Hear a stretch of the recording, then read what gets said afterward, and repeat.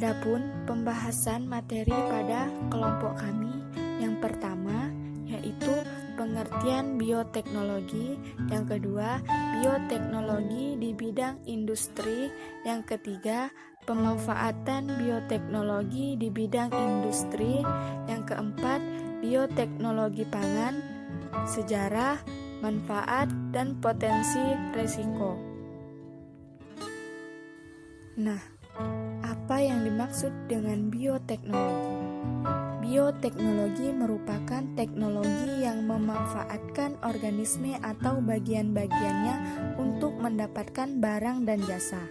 Dalam perkembangan lebih lanjut, bioteknologi didefinisikan sebagai pemanfaatan prinsip-prinsip dan rekayasa terhadap organisme, sistem atau proses biologis untuk menghasilkan atau meningkatkan potensi organisme maupun menghasilkan produk dan jasa bagi kepentingan hidup manusia.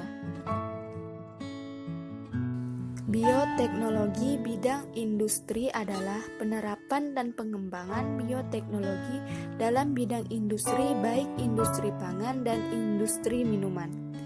Merupakan proses pemanfaatan organisme seperti bakteri, virus, fungi sebagai pengolah bahan dasar menjadi bahan jadi atau jasa dalam bidang industri makanan dan industri minuman.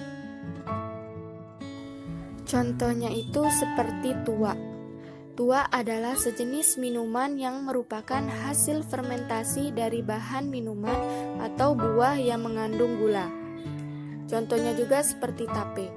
Tape adalah sejenis penganan yang dihasilkan dari proses peragian atau fermentasi dan pembuatan bir. Pembuatan bir merupakan proses yang menghasilkan minuman beralkohol melalui proses fermentasi. Selanjutnya ada protein sel tunggal. Protein sel tunggal merupakan salah satu cara pemanfaatan mikroorganisme untuk meningkatkan produksi akan kebutuhan protein. Contoh selanjutnya yaitu ada kecap, yogurt, mentega, tempe, dan oncom. Kecap merupakan produk dari bahan dasar kedelai menggunakan jamur Aspergillus wentil. Yogurt merupakan hasil fermentasi susu menggunakan bakteri Lactobacillus bulgaricus dengan Streptococcus tremophilus. Selanjutnya mentega. Mentega merupakan produk hasil olahan krim susu memanfaatkan bakteri Streptococcus lactis. Selanjutnya tempe dan oncom. Tempe merupakan olahan kedelai dengan bantuan ragi tempe Rhizopus sp. Sementara oncom merupakan olahan ampas tahu dengan bantuan jamur Neurospora crass. Selanjutnya ada pemanfaatan bioteknologi dalam yang pertama pada industri MSG dengan memanfaatkan asam glutamat yang merupakan asam amino yang berguna sebagai bahan utama monosodium glutamat. Yang kedua, memerankan dalam berbagai produksi lisin yang merupakan jenis asam amino yang tidak dapat disintesis oleh hewan. Jenis asam amino tersebut diproduksi dengan bantuan bakteri Serinobacterium glutamat. Yang ketiga, pada industri yang memproduksi makanan dan minuman yang mengandung asam sitrat. Asam sitrat merupakan rasa getir atau pahit pada cita rasa makanan dan merupakan unsur pokok dalam berbagai jenis jeruk dan diproduksi oleh Aspergillus niger.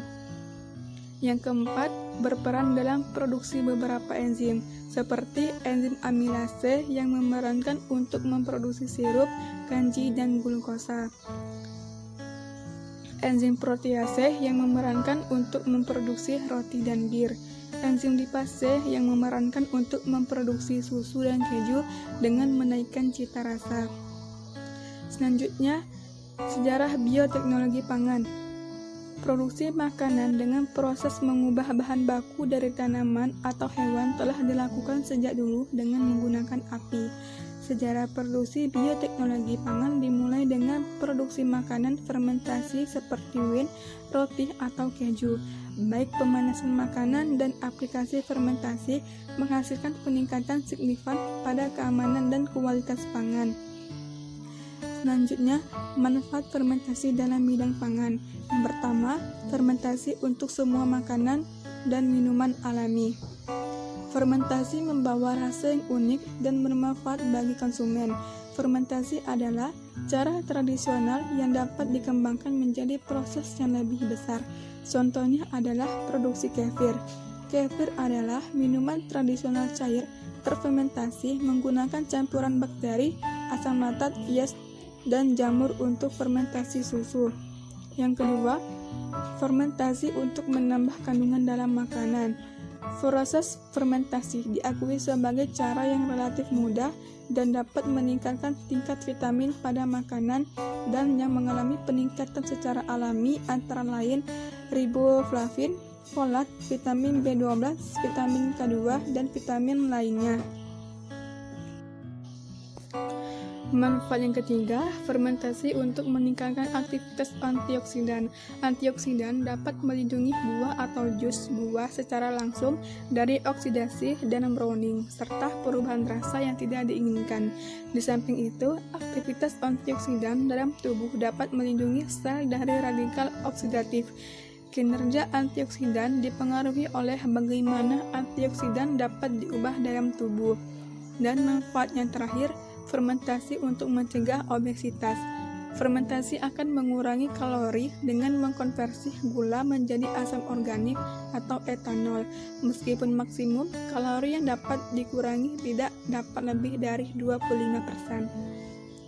Selanjutnya ada potensi risiko bioteknologi pangan, yaitu terdiri dari adanya perubahan kualitas gizi makanan, potensi alergi dari makanan rekayasa genetik, kemungkinan pembentukan virus dan racun baru, kekhawatiran karena tidak ada pelabelan pada makanan rekayasa genetik, keterbatasan akses terhadap benih dengan adanya paten dari tanaman hasil rekayasa genetik, transfer gen yang tidak disengaja pada tanaman liar, resistensi antibiotik, potensi racun dari makanan rekayasa genetik, potensi alergi dari makanan rekayasa genetik, ancaman terhadap keragaman genetik tanaman.